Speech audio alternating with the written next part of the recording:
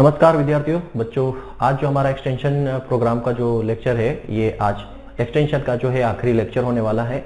एक लेक्चर और जो मैंने आपसे शायद वीडियो के दौरान मैंने बोला था टीचिंग मेथड के दौरान कि इसकी अभी चिंता मत करना, जैसे पैनल सिनॉप्सिस वगैरह की, इनका मैं अलग से आपको टर्मिनोलॉजी डिफाइन करके बता दूंगा। तो वो 10-15 मिनट का लेक्चर रहेगा, तो उसको मैं भी अलग से रिकॉर्ड करके आपको दे दूंगा, ठीक है। बट ये जो है आज हमारा आखिरी लेक्चर होने वाला है। इसके बाद जितने भी प्रोग्राम्स हैं उनकी लिस्ट आपको मिल जाएगी, जिसमें सिर्फ ईयर रहेंगे। जैसे कि हम बात करें IRDP हो गया, उसको मैं थोड़ा सा बताऊंगा उसके बारे में। IADP हो गया, इंटेंसिव एग्रीकल्चर डिस्ट्रिक्ट प्रोग्राम, जो 1960-61 में आया था, उसको पैकेज प्रोग्राम भी बोलते हैं। तो इस तरीके के कुछ जो है उसकी लिस्ट आपको मिल जाएगी। वो आपको जस्ट पढ़ना है कि कब कौन सा प्रोग्राम आया था, जिनमें डिटेल है, जहां से डिटेल से क्वेश्चन आ सकता है, वो हम डिस्कस कर रहे हैं यहाँ पे। तो एक्सटेंशन प्रोग्राम जो हमारा पार्ट 2 है, हमारा चल रहा था पोस्ट इंडिपेंडेंट। इसमें आज हमें पढ़ना है क्या, T&V सिस्टम। T&V system. अब ये T&V सिस्टम क्या है बच्चों? T&V सिस्टम क्या है? तो यहाँ पे T का मतलब क्या है? T का मतलब होता है ट्रेनिंग। क्या होता है? T का मतलब होगा आपका ट्रेनिंग, और V का मतलब होगा विजिट। T का मतलब ट्रेनिंग, V का मतलब विजिट। थोड़ा सा पेन मोटा कर लिया जाए, ठीक है। तो T का मतलब ट्रेनिंग और V का मतलब विजिट, मतलब क्या हो गया, training and visit system. Training and visit system. अब यहाँ पे जो है ना, एक क्वेश्चन आता है जिसमें कंफ्यूजन क्रिएट हो जाता है कि ये 1973 में शुरू हुआ था या 1974 में शुरू हुआ था, ठीक है। ये दो चीजें यहाँ पे कंफ्यूजन क्रिएट होता है। क्वेश्चन पूछने के तरीके पे डिपेंड करता है कि क्वेश्चन में क्या पूछ रहा है। बच्चे अक्सर यहाँ गलती कर जाते हैं, मैं बताता हूँ। अगर क्वेश्चन में आपसे पूछे कि पहली बार T&V सिस्टम कब आया था, तो 1973 में। क्यों? क्योंकि कहाँ आया था, इजराइल में, ठीक। इसने जो इजराइल के जो व्यक्ति, क्या नाम था उनका, इजराइल एक्सपर्ट थे डेनियल बेनोर, उन्होंने इसको इजाद किया था। जो वर्ल्ड क्या थे, वर्ल्ड बैंक में कंसल्टेंट थे, एक्सटेंशन ऑफिसर ही थे वो। और ये सबसे ज्यादा सियान इरिगेशन जो है, सियान इरिगेशन तुर्की में, वहां पर इसको ट्राई किया गया था, ठीक है। लेकिन इंडिया के पॉइंट ऑफ व्यू से पूछे कि सबसे पहले इंडिया में कहाँ T&V सिस्टम शुरू हुआ था, ठीक है, इंडिया में कब शुरू हुआ था T&V सिस्टम, तो 1974। अगर इंडिया को पूछे तो 1974, जो कि राजस्थान के आसपास इसको शुरू किया गया था। और अगर पूछा जाए कि पहली बार कब T&V सिस्टम लागू हुआ, तो 1973। और इंडिया में कब पहली बार लागू हुआ, तो 1974। क्वेश्चन पूछने के तरीके, भारत का अगर पूछ ले कब पहली बार लागू हुआ, 1974। भारत का पूछ ले कब लागू हुआ, 1974। पूछ ले कि सबसे पहले T&V सिस्टम कब लागू हुआ था, तो 1973। यहाँ पे ये नहीं पूछा कि भारत में, ठीक है। तो ये क्वेश्चन कंफ्यूज करता है। तो T&V सिस्टम यहाँ पे बात करें, it was started in 1973 by Israel expert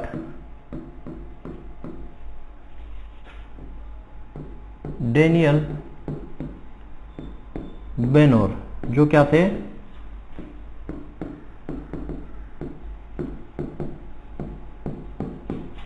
world bank consultant थे, एक्सटेंशन जो प्रोग्राम है उसी के। उन्होंने सबसे पहले, इजराइल एक्सपर्ट है ये, बोलते हैं इनको, इजराइल के एक्सपर्ट है किसके, वर्ल्ड कंसल्टेंट्स या एक्सटेंशन, उसी में एक्सटेंशन, एग्रीकल्चर एक्सटेंशन में ही उन्होंने सबसे पहले T&V सिस्टम 1973 में स्टार्ट किया था, ठीक है। और सबसे पहले कहां यूज किया था, first time tried at Seyhan irrigation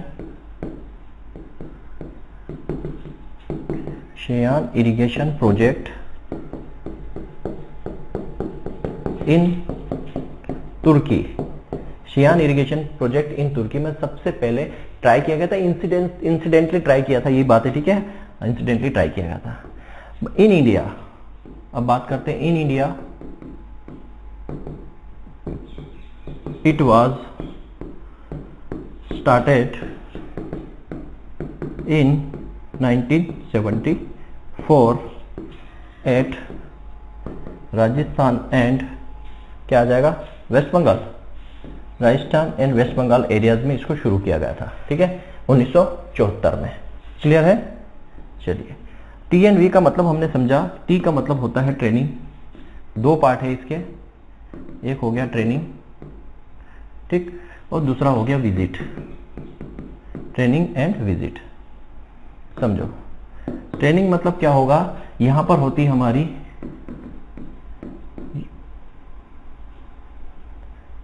SMS बोल सकते हो, subject matter specialist. Subject matter specialist university level पे, केमिकल लेवल पर होते हैं। ये क्या करेंगे, यहां से इंफॉर्मेशन आती किसके पास, एक्सटेंशन वर्कर के पास। एक्सटेंशन वर्कर, इनको ट्रेनिंग दी जाएगी, क्या दी जाएगी, इनको दी जाएगी क्या, ट्रेनिंग। इनको दी जाएगी ट्रेनिंग किसकी, कोई भी न्यू एग्रीकल्चर टेक्नोलॉजी की, ठीक है, किसकी, new agriculture technology. New agriculture technology की इनको ट्रेनिंग दी जाएगी। भैया हम आपको सिखा रहे हैं, आप जाके फार्मर को सिखाना। तो ट्रेनिंग होती है किसकी, एक्सटेंशन वर्कर की। जैसे मान लो आप जॉब आपकी जब जॉब लगेगी तो सबसे पहले आपकी ट्रेनिंग होगी, क्यों, क्योंकि आपको किस तरीके से काम करना है, क्या सिखाना है। जब भी कोई नई स्कीम आएगी तो पहले आपकी 2 दिन 4 दिन की ट्रेनिंग होगी, तभी आप किसानों को जाके बता पाओगे। ऐसा तो नहीं कि आप डॉक्यूमेंट में पढ़ के बता दोगे कि स्कीम ये है, ट्रेनिंग होती है। तो आपने जब ट्रेनिंग ले ली, कहां से, एक्सपर्ट से ट्रेनिंग ले ली, तो ट्रेनिंग के बाद क्या होता है, विजिट। विजिट मतलब क्या होगा, आप फार्मर की फील्ड पर विजिट करोगे। तो यहां पे क्या होता है, एक्सटेंशन वर्कर जो है ये क्या करते हैं, विजिट करते हैं फार्मर्स की फील्ड पर। तो यहां पर ट्रेनिंग ये क्या करते हैं, टेक्निकल नॉलेज किसको देते हैं, ये विजिट करते हैं। तो यहां पर क्या देते हैं, न्यू एग्रीकल्चर टेक्नोलॉजी का नॉलेज किसको देते हैं, फार्मर को। इसलिए इसको बोलते हैं ट्रेनिंग एंड विजिट सिस्टम। तो subject matter specialist extension worker training लेता है, और जो ट्रेनिंग लेता है एक्सटेंशन वर्कर वो विजिट करता है फार्मर की फील्ड पर और फार्मर को वहां पे जाके सिखाता है। That is T&V system. जो T&V सिस्टम के और भी नाम है जो एग्जाम में पूछ लिए जाते हैं, ठीक है। और ये जो है ना बताऊं, ये है गवर्नमेंट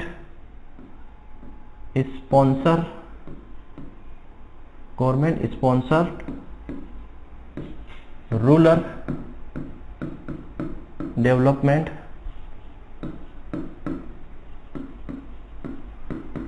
प्रोग्राम। ये government sponsor rural development program है।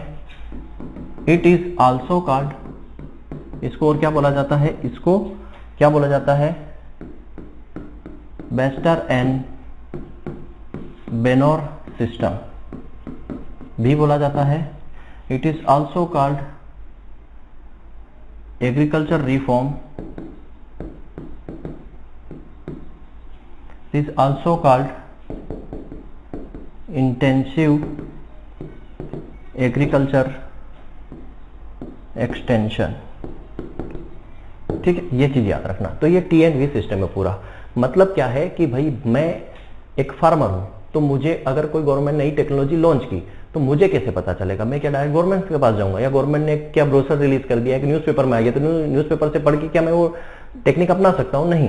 तो वो गवर्नमेंट ने रिलीज की तो गवर्नमेंट से कहां आएगा, एसएमएस के पास, सब्जेक्ट मैटर स्पेशलिस्ट या केवीके के अंदर आएगा। केवीके वाले क्या करेंगे, हमारे पास आएंगे फार्मर के, मतलब केवीके वालों के पास आएगा तो उनको ट्रेनिंग दी जाएगी पहले कि भैया इस स्कीम में इस तरीके से काम होता है, ये आपको फार्मर को समझाना है। वो हमारे पास आएंगे, हमको समझाएंगे, हमें करके दिखाएंगे, डेमोन्स्ट्रेशन करेंगे, रिजल्ट डेमोन्स्ट्रेशन करेंगे, बताएंगे किस तरीके से इसको आप एडॉप्ट कर सकते हो। तो ये T&V सिस्टम है, ठीक है। अब बात करते हैं T&V सिस्टम के बाद lab to land technique, lab to land programme. इसके बारे में तो ऑलमोस्ट सभी जानते होंगे मेरे ख्याल से, ठीक है। लैब टू लैंड प्रोग्राम, ठीक, लैब टू लैंड प्रोग्राम। तो लैब टू लैंड प्रोग्राम जो है ये started by ICAR on the occasion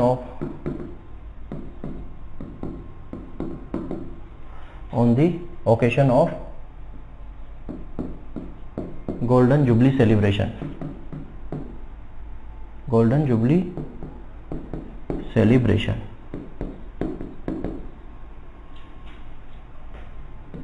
in 16 July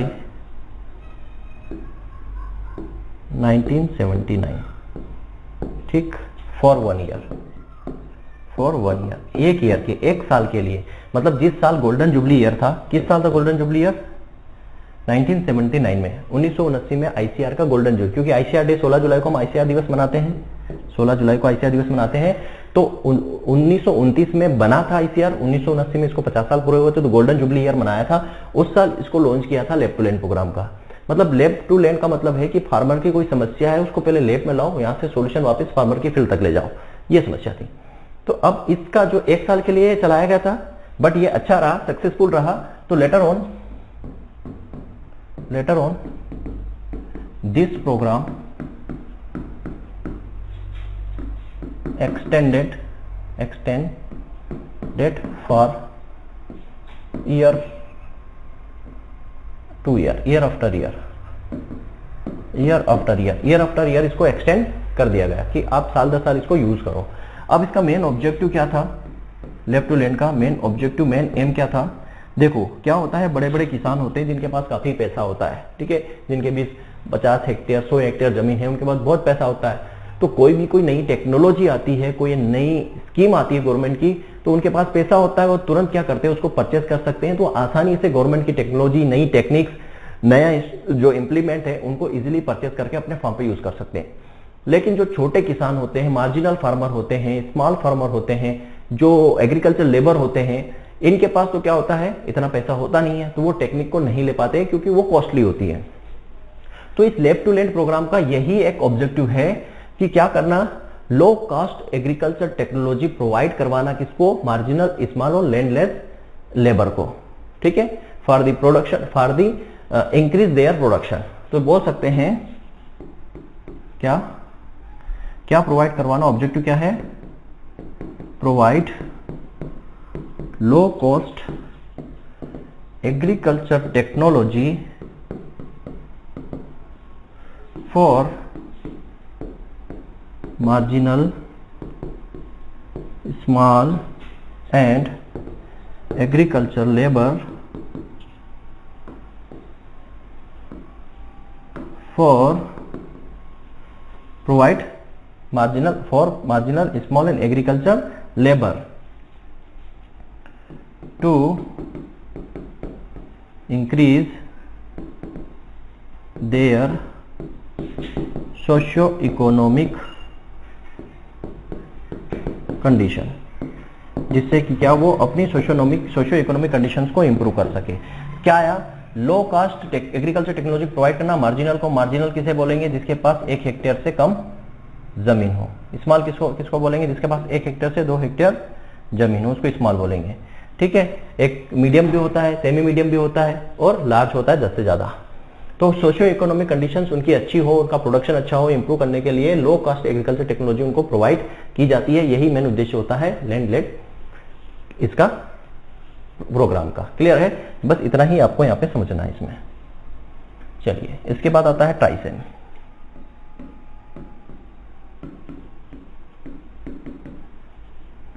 ट्राइसेम को समझिए। ट्राइसेम का पहले तो फुल फॉर्म, कई बार फुल फॉर्म पूछ लेते हैं, क्या होता है, training of rural youth self employment.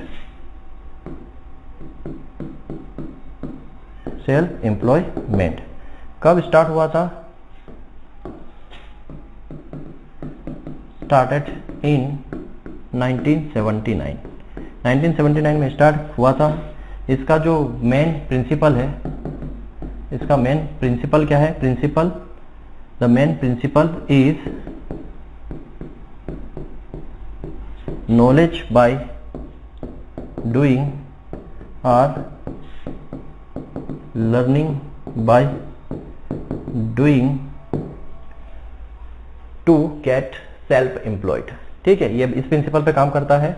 और ये रूरल यूथ बोला है, इनको एम्प्लॉयमेंट मिले तो किस एज के लिए, 18 से लेके 35 ईयर एज वाले लोगों को यहाँ पर ये ट्राइसम के थ्रू क्या मिलता है, सेल्फ एम्प्लॉयमेंट के लिए यहाँ पर ये प्रोग्राम चलाया जाता है। TRYSEM training of rural youth self employment जो 1979 में आया था। यहाँ नॉलेज बाय डूइंग या लर्निंग बाय डूइंग के थ्रू इनको क्या है, सिखाया जाता है। किन उम्र को, 18 से 35 वर्ष की उम्र के लोगों को, इन्हीं को तो युवा बोलते हैं।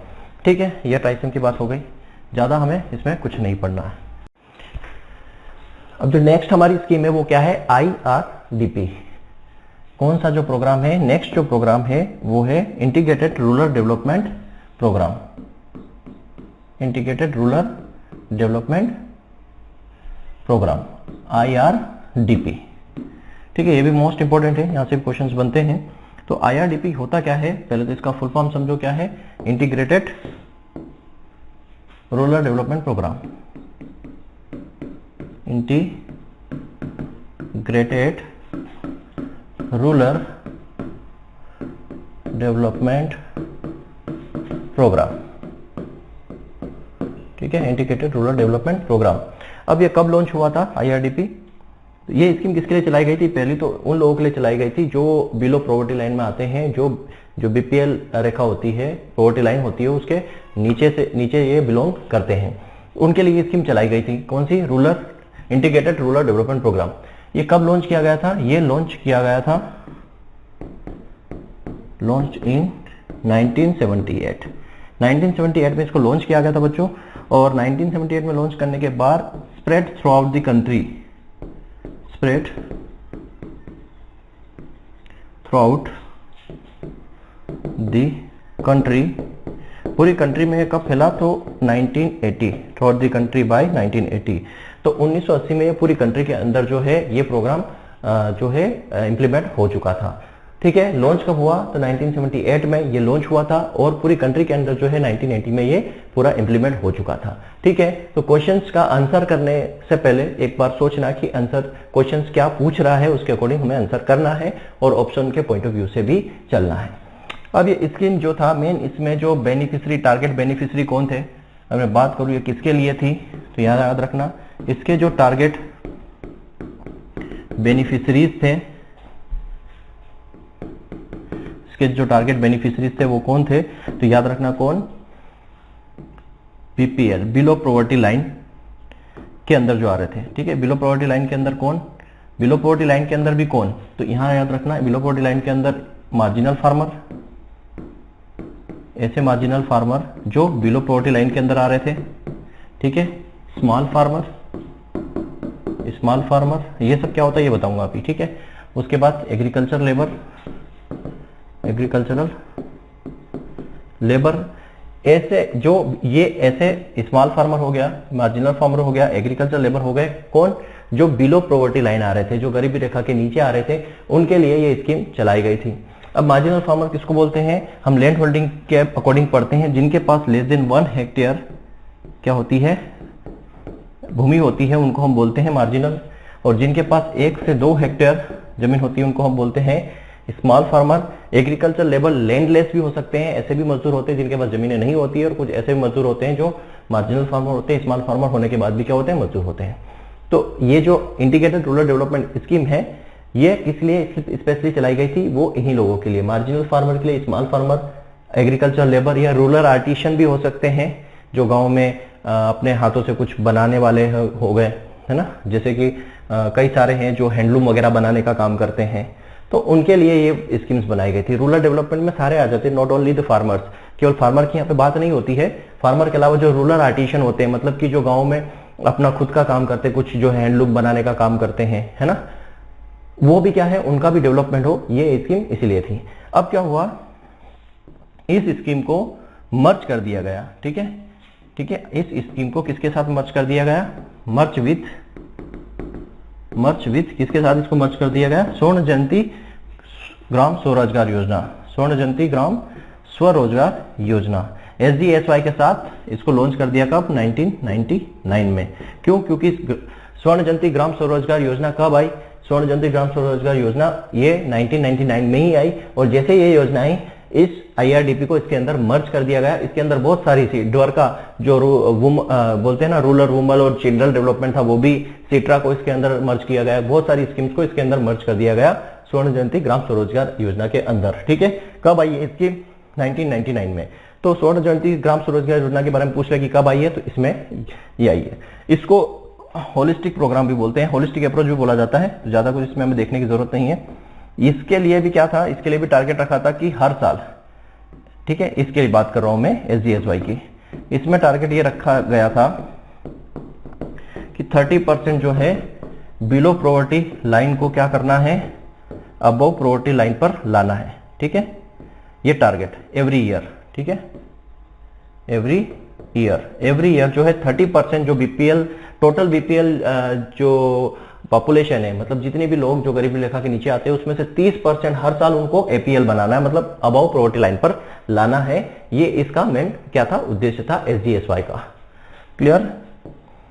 अब और भी बहुत सारे प्रोग्राम है जिनका आपको जैसे सीधे नाम याद रखना, जैसे इंटेंसिव एग्रीकल्चर डिस्ट्रिक्ट प्रोग्राम, ये कब आया था, 1960 और 61 में आया था हिंद, ठीक है। इंटेंसिव एग्रीकल्चर डिस्ट्रिक्ट प्रोग्राम, इसको पैकेज प्रोग्राम भी बोलते हैं, पैकेज प्रोग्राम भी इसको बोला जाता है।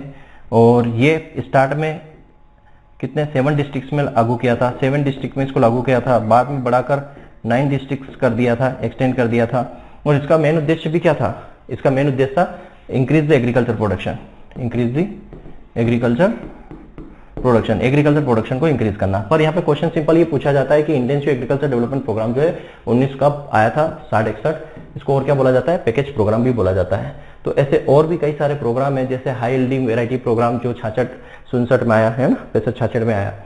और भी है ड्रॉट प्रोन एरिया प्रोग्राम जो 73-74 में आया, ड्रॉट प्रोन एरिया प्रोग्राम 73-74 में आया। तो ये सारी आपको लिस्ट मिल जाएगी, उसमें से आपको बस इनके जो ईयर है वो आपको देखना है। अब मैं यहाँ पे मोस्ट इंपोर्टेंट बात करता हूँ KVK की, कृषि विज्ञान केंद्र, क्या बोलेंगे इसको, कृषि विज्ञान केंद्र। KVK जो है कृषि विज्ञान केंद्र है, इसको और क्या बोला जाता है, इसको बोला जाता है फार्म साइंस सेंटर, ठीक है। इसको फार्म साइंस सेंटर बोला जाता है। और ये कहाँ होता है, ये होता है एट डिस्ट्रिक्ट लेवल। किस लेवल पर होता है, डिस्ट्रिक्ट लेवल पर होता है। देखो सारे के सारे KVK डिस्ट्रिक्ट लेवल पर नहीं होते, कुछ ऐसे भी होते हैं जो एनजीओ के थ्रू चलते हैं, वो आपको कहीं गांव में भी मिल जाएंगे, ठीक है। कई देखो सारे के सारे जो है वो ICAR के अंदर नहीं आते, सारे के सारे एग्रीकल्चर यूनिवर्सिटी के अंदर नहीं आते, तो कुछ जो है वो ICAR के अंडर में आते हैं सीधे, कुछ एग्रीकल्चर यूनिवर्सिटी के अंदर आते हैं, कुछ एनजीओ के अंदर आते हैं और कुछ प्राइवेट सेक्टर के अंदर आते हैं, सारे के सारे KVK। मैं टोटल KVK की अगर बात करूं, टोटल नंबर ऑफ KVK की बात करूं, टोटल नंबर ऑफ KVK कब तक मैं बात कर रहा हूं आपको, 30 सितंबर 2022 तक की, ठीक है, टिल यहां तक की बात कर रहा हूं। अभी जो टोटल KVK है वो है 732, कितने टोटल 732 KVK है। ये जब भी आप पढ़ो, अगर आप 1 महीने बाद ही वीडियो देख रहे हो तो प्लीज इसको, ये एज पर दी ICAR में बोल रहा हूं, एज पर दी ICAR की वेबसाइट से मैंने ये डाटा लिया है, ठीक है। तो एज पर दी ICAR जो है अभी 732 जो है KVK हैं, कब 30 सितंबर 2022 तक की मैं बात कर रहा हूं, ठीक है। जब भी आप इस वीडियो को मान लो 15 दिन बाद देखो, 1 महीने बाद देखो, तो प्लीज ICAR की साइट पर जाकर इसको एक बार चेक जरूर कर लेना, ठीक है, चेक कर लेना। हो सकता है मैंने आज पढ़ाया, कल एक KVK बढ़ जाए, परसों एक KVK बढ़ जाए, तो इसको एक बार चेक जरूर करना, ठीक है। ये करंट का इशू है बट यहाँ पढ़ा रहा हूँ, तो प्लीज जब भी इस वीडियो को देखो एक बार ICAR पे जाके इसको चेक कर लेना कि डाटा 732 है या बढ़ गया है, कम हुआ है, जो भी है अपडेट रहना जरूरी है। तो टोटल अभी 732 जो है यहाँ पर नंबर ऑफ KVK है। कुछ KVK जो है ICAR के अंदर में आते हैं, कुछ एग्रीकल्चर यूनिवर्सिटी जो स्टेट यूनिवर्सिटी उनके अंदर में आते हैं, कुछ NGOs के अंदर आते हैं और कुछ प्राइवेट इंस्टीट्यूट के अंदर में आते हैं, ठीक है। KVK का जो मेन काम है उसकी बात करते हैं। KVK क्या करता है, KVK एक ब्रिज का काम करता है। देखो KVK एक ब्रिज का काम करता है। कैसे ब्रिज का काम करता है, KVK जो है एक ब्रिज का काम करता है। यहां होती है क्या, हमारी यूनिवर्सिटी या रिसर्च इंस्टीट्यूट, ठीक, जो क्या करते हैं, नई टेक्नोलॉजी का डेवलपमेंट करते हैं, ठीक है। नई टेक्नोलॉजी का डेवलपमेंट होता है, नई नई चीजें बनाई जाती है, कुछ वेराइटीज बनाई जाती है, कुछ केमिकल प्रोटेक्शंस बनाए जाते हैं। तो यहां पर होता है क्या, इनका इनोवेशन बोल सकते हैं, ठीक। और यहां पे जो ये KVK है, KVK ये किसका काम करता है, ब्रिज का। क्यों, क्योंकि अब इस टेक्नोलॉजी का डिसेमिनेशन कौन करेगा, KVK। कि यहां से जब ये यूनिवर्सिटी ने कोई चीज बनाई, ये कहां देंगे, KVK वालों को। KVK खुद भी क्या करता है, KVK खुद भी रिसर्च करता है, KVK में भी रिसर्च होता है और यहां से कहां पहुंचती है, ये फार्मर के पास, ठीक है। KVK के थ्रू फार्मर के पास पहुंचेगी। तो KVK जो है एक ब्रिज का काम करता है। KVK क्या है, ठीक है, KVK कौन सा, एक तरीके का एक ब्रिज या चैनल का काम करता है, जहां रिसर्च होता है वहां से टेक्नोलॉजी को लेता है और फार्मर तक पहुंचाता है। तो ये क्या करता है, टेक्नोलॉजी का डिसेमिनेशन करता है। ठीक है, कैसे करेगा? तो यहाँ से ये केवीके के थ्रू आएगी, टेक्नोलॉजी आएगी, केवीके वालों की ट्रेनिंग होगी, ट्रेनिंग में वो सीखेंगे और यहाँ से फिर वो फार्मर की ट्रेनिंग लेंगे, फार्मर को बुलाएंगे, उनको ट्रेनिंग देंगे, उस चीज के बारे में उनको सिखाएंगे, करके दिखाएंगे। ये सारी चीजें इनके थ्रू होती है। अब केवीके का जो मेन उद्देश्य क्या होता है, इसके अगर मैं एम की बात करूं, ऑब्जेक्टिव्स की बात करूं, तो क्या है? enhance the production, enhance the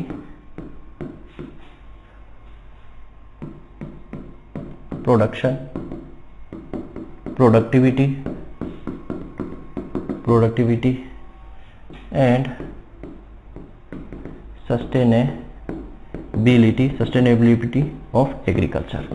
जो एग्रीकल्चर है हमारा, उसके अंदर प्रोडक्शन बढ़ाना, उसकी प्रोडक्टिविटी बनाना, उसमें स्टेबिलिटी लाना, मतलब कि प्रोडक्शन अगर हम बढ़ा रहे हैं तो वो लंबे समय तक रहे उतना। ऐसा नहीं कि एक साल प्रोडक्शन 10 कुंटल हो गया, अब दूसरे साल वापस 5 कुंटल ही हुआ, ऐसा नहीं है। सस्टेनेबिलिटी बनी रहनी चाहिए, मतलब क्या था, लंबे समय तक वो चीजें बनी रहे। क्लियर है? तो यहाँ की production and productivity and sustainability of agriculture, ये इसका विजन था या इसका उद्देश्य था केवीके का है। ठीक है, आगे बात करते हैं। केवीके की अगर उत्पत्ति की बात करें, इसके ओरिजिन की बात करें, कैसे हुआ केवीके, कैसे बना, केवीके की ओरिजिन की अगर हम बात करें, देखो केवीके की ओरिजिन कैसे, केवीके की जो ये दिमाग में आया कि ऐसा केवीके होना चाहिए भारत के अंदर, ये चीजें इस तरह की चीजें होनी चाहिए जो क्या करे, फार्मर को हेल्प करे, ये कैसे चीजें हुई। देखो, तो एक हमारा जो बोल सकते हैं क्या, एजुकेशन कमिटी या बोल सकते हैं एजुकेशन कमीशन, एजुकेशन कमीशन 1964-66 इन्होंने रिकमेंड किया था, क्या रिकमेंडेड, इन्होंने क्या रिकमेंड किया था, एग्रीकल्चर पॉलिटेक्निक,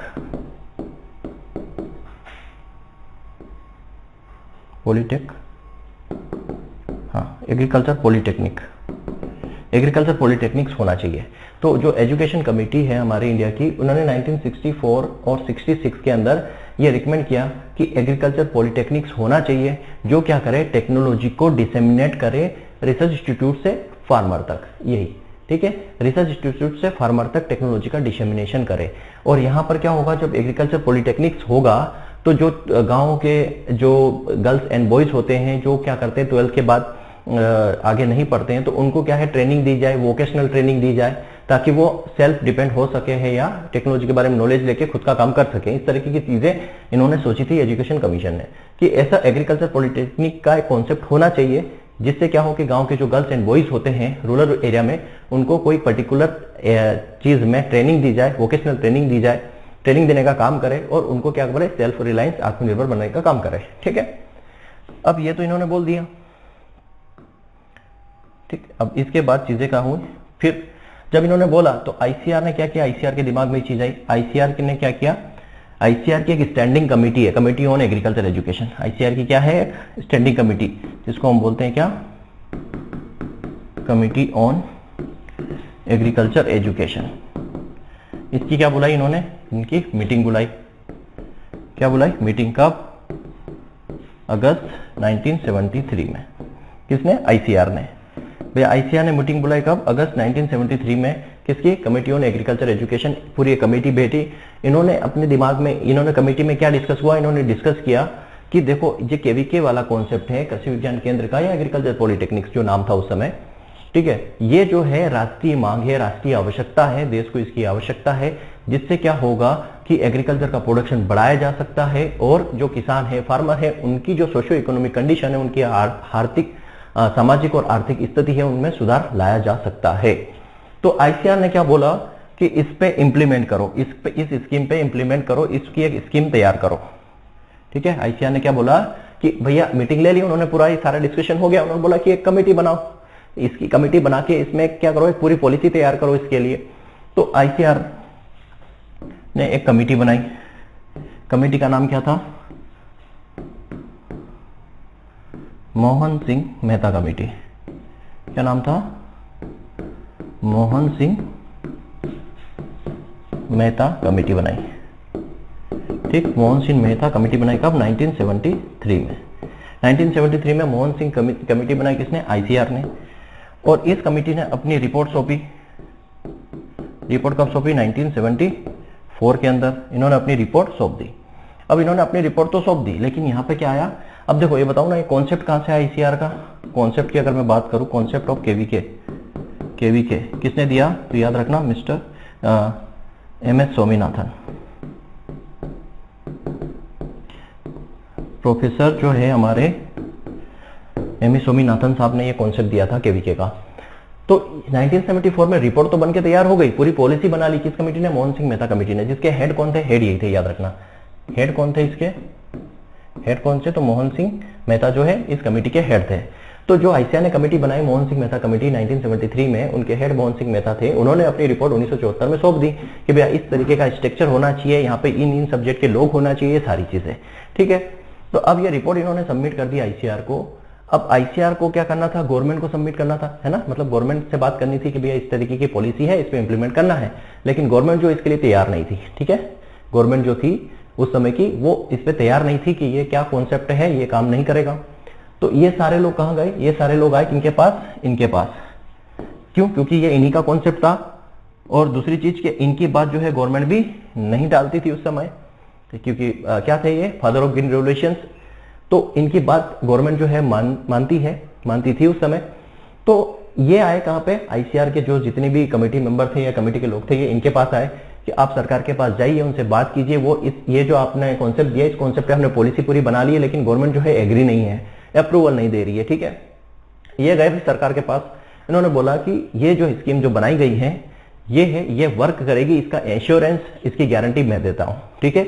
आप इसको अप्रूव कीजिए, इसको इम्प्लीमेंट में लाइए, इसकी सक्सेस की गारंटी मेरी है, या मैं इसको एश्योर करता हूं कि यह सक्सेसफुल रहेगा। तो इनके कहने पर गवर्नमेंट ने क्या किया? इसको अप्रूवल दे दिया। अप्रूवल देने की बात करें तो सबसे पहला केवीके, फर्स्ट केवीके की बात करूं, फर्स्ट केवीके, ठीक है, इंडिया का first KVK of India. India का जो सबसे पहला केवीके कहां खोला गया था? तो 1974 में। कहां पर? पौंडीचेरी, तमिलनाडु में। अंडर किसके अंडर में? तमिलनाडु एग्रीकल्चर यूनिवर्सिटी के अंडर में, ठीक है। सबसे पहला केवीके खोला गया था कहां पर? पौंडीचेरी, तमिलनाडु के अंदर। किसके अंडर में? तो तमिलनाडु एग्रीकल्चर यूनिवर्सिटी, क्योंकि ये क्या करेगी? इसका मॉनिटरिंग करेगी। इस यूनिवर्सिटी के अंदर में, पौंडीचेरी के अंदर, तमिलनाडु में 1974 में फर्स्ट केवीके इंडिया का खोला गया। लेकिन याद रखना, ये पौंडीचेरी क्या है? ये यूनियन टेरिटरी है, यूनियन टेरिटरी है। अगर किसी एग्जामिनर को क्वेश्चन घुमाना होगा इस पे, ये बहुत इजी क्वेश्चन लगता है कि इंडिया का पहला केवीके कब खोला गया? 1974 में। कहां खोला गया? पौंडीचेरी में, ठीक है। इजी क्वेश्चन लगता है। अगर एग्जामिनर मेरा पॉइंट ऑफ व्यू से सोचे या उसको थोड़ा टफ बनाना है इस क्वेश्चन को, तो क्या बनेगा? ये तो पहला हो गया, फर्स्ट केवीके हो गया, ठीक है। ये इंडिया का पहला केवीके है। मैं बात करूं second KVK of India. Second KVK of India कहां खोला गया था? तो याद रखना, सेकेंड केवीके ऑफ इंडिया 1976 में। कहां? कापगरी विलेज। कापगरी विलेज कौन से डिस्ट्रिक्ट में? तो Medinipur district waste Bengal. Medinipur district waste Bengal में सेकेंड केवीके खोला गया, याद रखना। कापगरी गांव, मेदिनीपुर डिस्ट्रिक्ट वेस्ट बंगाल में सेकेंड केवीके 1976 में खोला गया। अब क्वेश्चंस कहां पर वो घुमाएगा? देखो क्वेश्चन ये है क्या? वेस्ट बंगाल ये है स्टेट, ठीक है, ये है एक राज्य है और ये है यूनियन टेरिटरी। अगर आपसे सिंपल क्वेश्चन पूछा जाए कि भारत का पहला कृषि विज्ञान केंद्र कहां खोला गया, तो सिंपल आंसर होगा क्या? पौंडीचेरी में। लेकिन आपसे यह पूछा जाए कि भारत का पहला कृषि विज्ञान केंद्र किस राज्य में खोला गया, तो फिर आपको लगाना पड़ेगा वेस्ट बंगाल। क्यों? क्योंकि यह है यूनियन टेरिटरी। पौंडीचेरी क्या है? एक यूनियन टेरिटरी है, ठीक।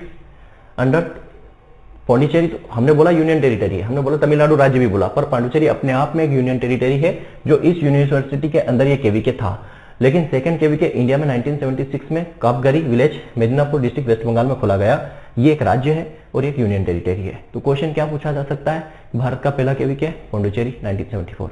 भारत का राज्य के अंदर खोला गया पहला केवीके, तो कहा जाएगा कापगरी में 1976 में वेस्ट बंगाल में खोला गया, ठीक है। सिंपल सा। तो हमें चीजों को समझना है, क्वेश्चन किस तरीके से पूछा जा रहा है, क्लियर। बाकी मैं आपको यहाँ पे आपके लिए एक टास्क है, याद रखना। आपको एक टास्क दे रहा हूँ सभी बच्चों को। टास्क क्या है, आप जिस भी स्टेट में हो, ठीक है, आप जिस भी स्टेट में हो वहां का फर्स्ट केवीके आपको याद करना है, ठीक है। अगर कोई बच्चा यूपी का है तो वहां का फर्स्ट केवी क्या है, कोई एमपी का है तो वहां का फर्स्ट केवीके क्या है, कोई बिहार का है तो वहां का फर्स्ट केवीके क्या है, कोई पंजाब का है तो वहां का फर्स्ट केवीके क्या है, और कब, ईयर भी। क्यों? क्योंकि अगर मैं सेंट्रल एग्जाम की बात करूं तो ये क्वेश्चन बनता है, लेकिन अगर स्टेट एग्जाम हो, आप किसी स्टेट एग्जाम की प्रिपरेशन कर रहे हो, तो आपको अपने राज्य की जो पहला केवीके है, कब खोला गया था, किस जगह पर खोला गया था, वो पता होना चाहिए। तो ये आपका होमवर्क है, ये आपको करना है, ठीक है। चलिए, अब ये तो हमने समझ लिया केवीके का, यहाँ पे हो गया। केवीके काम क्या करेगा, अब देखो यहाँ पे क्वेश्चन पूछा जाता है success of KVK, success of KVK किसको जाता है, तो चंद्रिका प्रसाद। ये क्वेश्चन कई बार एग्जाम में पूछा गया, चंद्रिका प्रसाद,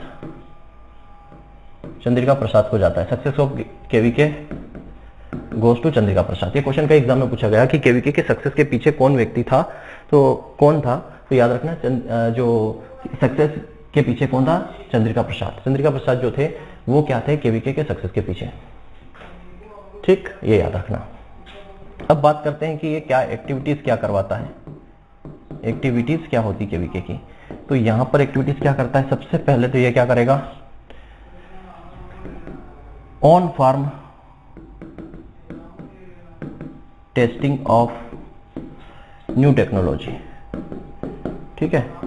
अब रिसर्च इंस्टीट्यूट ने क्या किया, कोई भी यूनिवर्सिटी है, कोई भी रिसर्च इंस्टीट्यूट है, उन्होंने नई टेक्नोलॉजी डेवलप की, नई वैरायटी डेवलप की, तो फार्मर के पास जाने से पहले केवीके क्या करेगा, वो खुद चेक करेगा जिस भी एरिया के लिए वो वैरायटी बनाई गई है, उस एरिया के जो केवीके होगा, उस डिस्ट्रिक्ट का जो केवीके होगा, पहले वो खुद ट्राई करेगा कि भाई वाकई में ये सक्सेसफुल है कि नहीं, वाकई में ऐसी चीजें इसके अंदर है कि नहीं। जब ये सक्सेसफुल रहेगा तो वहां पे वो क्या करेगा, फ्रंट लाइन डेमोन्स्ट्रेशन, मतलब फार्मरों को कैसे दिखाएगा, फ्रंट लाइन डेमोन्स्ट्रेशन करेगा। डेमोन्स्ट्रेशन मतलब अब ये सक्सेसफुल रहेगा तो क्या करेगा, फार्मरों को कैसे दिखाएगा, बोल के तो बता नहीं सकता कि भाई ये वैरायटी आई है, ये टेक्निक आई है तो ऐसे से काम करेगी, वो क्या करेगा, डेमोन्स्ट्रेट करके बताएगा। फ्रंट लाइन डेमोन्स्ट्रेशन मतलब नेशनल डेमोन्स्ट्रेशन, जो कि हम पढ़ चुके हैं, ठीक है, जो रिसर्चर करता है फार्मर्स की फील्ड पे या फिर केवीके की फील्ड पर कर सकता है, ठीक है। तो फ्रंट लाइन डेमोन्स्ट्रेशन वो करेगा। कैपेसिटी बिल्डिंग, कैपेसिटी बिल्डिंग का काम करता है, ठीक है, फार्मर्स के अंदर। चौथा, कैपेसिटी बिल्डिंग के अलावा, एक मिनट, कैपेसिटी बिल्डिंग के अलावा और क्या काम करेगा, कैपेसिटी बिल्डिंग के अलावा ये वोकेशनल ट्रेनिंग प्रोवाइड करवाएगा फार्मर्स को। ये खुद भी क्या करता है, ट्रेनिंग कंडक्ट करता है फार्मर्स को अपडेट करने के लिए। मान लो कोई नई टेक्नोलॉजी आई है तो फार्मर्स को बुला के उस टेक्नोलॉजी के बारे में बताता है, ताकि वो फार्मर्स भी क्या हो, अपनी स्किल को अपडेट रखें, ठीक है, ऐसा नहीं कि पुरानी चीजों को ही करता रहे। तो ये भी क्या करता है, ट्रेनिंग प्रोवाइड करता है। तो ये क्या है, काम है किसके, केवीके के, ठीक है। तो जितना भी हमने इसमें पढ़ा, सारा इंपॉर्टेंट जितना भी चीजें थी सारी हमने डिस्कस यहाँ पे कर ली है, क्लियर। अब हम बात करेंगे एट द लास्ट आत्मा। इस पे भी क्वेश्चन आजकल पूछे जा रहे हैं। इसका दो ही क्वेश्चन जनरली यहां से अभी तक पूछने देखे मैंने, जो पूछे गए हैं। पहला क्वेश्चन यहां से पूछा जाता है, इसका full form, agriculture technology management agency. एक तो इसका फुल फॉर्म पूछा जाता है, ठीक है, एक तो इसका फुल फॉर्म पूछा जाता है। दूसरा पूछा जाता है किस लेवल पर काम करती है, ठीक है, किस लेवल पर काम करता है। तो दूसरा याद रखना, इसका लेवल क्या है, लेवल ऑफ वर्क की बात करें तो लेवल ऑफ वर्क जो है वो क्या है, डिस्ट्रिक्ट लेवल। ये डिस्ट्रिक्ट लेवल पर काम करता है, आत्मा जो है डिस्ट्रिक्ट लेवल पर काम करती है। और पार्टिसिपेशन की बात करें, इसके अंदर पार्टिसिपेशन की बात करें, पार्टिसिपेशन की बात करें तो एक्टिव पार्टिसिपेशन कौन कर सकता है, फार्मर ही नहीं, देखो इसके अंदर फार्मर भी पार्टिसिपेट कर सकता है, ठीक है, फार्मर का जो ग्रुप है वो पार्टिसिपेट कर सकता है, केवीके इसके अंदर पार्टिसिपेट करता है। अब जैसे जो आत्मा तो क्या है, एक एजेंसी है।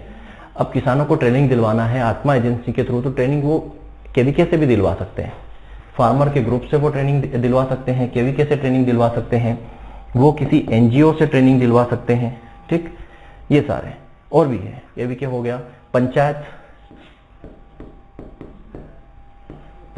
से ट्रेनिंग दिलवा सकते हैं। तो एजेंसी जो है इसके अंदर पार्टिसिपेंट इन सबका रहता है, ठीक है। और भी है जो बोल सकते हैं स्टेक होल्डर्स होते हैं, शेयर होल्डर्स और स्टॉक होल्डर होते हैं, वो भी क्या करते हैं, इसमें पार्टिसिपेट करते हैं। और इसके थ्रू जो है फार्मरों को ट्रेनिंग प्रोवाइड की जाती है, ट्रेनिंग भी दी जाती है, फ्रंटलाइन डेमोन्स्ट्रेशन भी किया जाता है, फार्मर को अवार्ड भी दिया जाता है जो फार्मर अच्छा होता है, जिसके काम अच्छे होते हैं। पूरा एक गाइडलाइन होती है, इस गाइडलाइन के बेसिस पे फार्मर्स को अवार्ड दिया जाता है। 15,000 का अवार्ड भी देते हैं, 10,000 का अवार्ड भी देते हैं, ठीक है। तो ये एक्टिव पार्टिसिपेंट फार्मर भी रहता है, फार्मर ग्रुप भी रहते हैं, केवीके भी रहता है, पंचायत भी रहती है।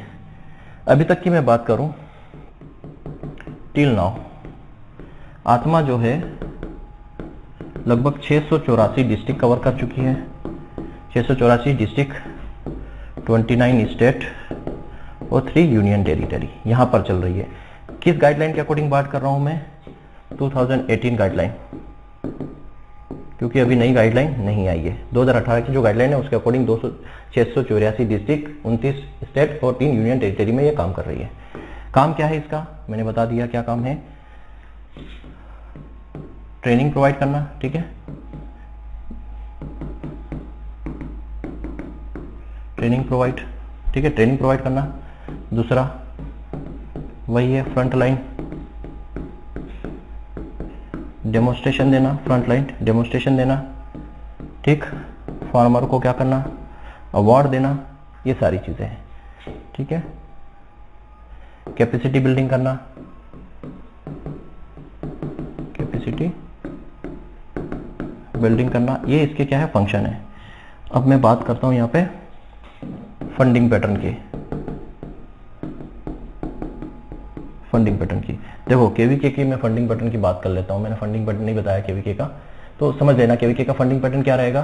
तो केवीके का जो फंडिंग पैटर्न है बच्चों, वो 100% आईसीआर करता है। केवीके का जो फंडिंग पैटर्न है वो 100% कौन करता है? आईसीआर। पहले क्या था? स्टेट गवर्नमेंट भी करता है, लेकिन अब जो आईसीआर को 100% फंडिंग करता है, आईसीआर करता है। तो फंडिंग भी पता होनी चाहिए कि आईसीआर की फंडिंग कहां से होती है। तो आईसीआर मतलब केवीके की फंडिंग कहां होती है? आईसीआर से होती है, और 100% आईसीआर से होती है। स्टेट गवर्नमेंट का कोई शेयर इसमें नहीं होता है। चलिए, फंडिंग पैटर्न की अगर बात करें हम, यहाँ पे देखो, फंडिंग पैटर्न की अगर बात करूं मैं, तो यहां पे जो होता है इन जनरल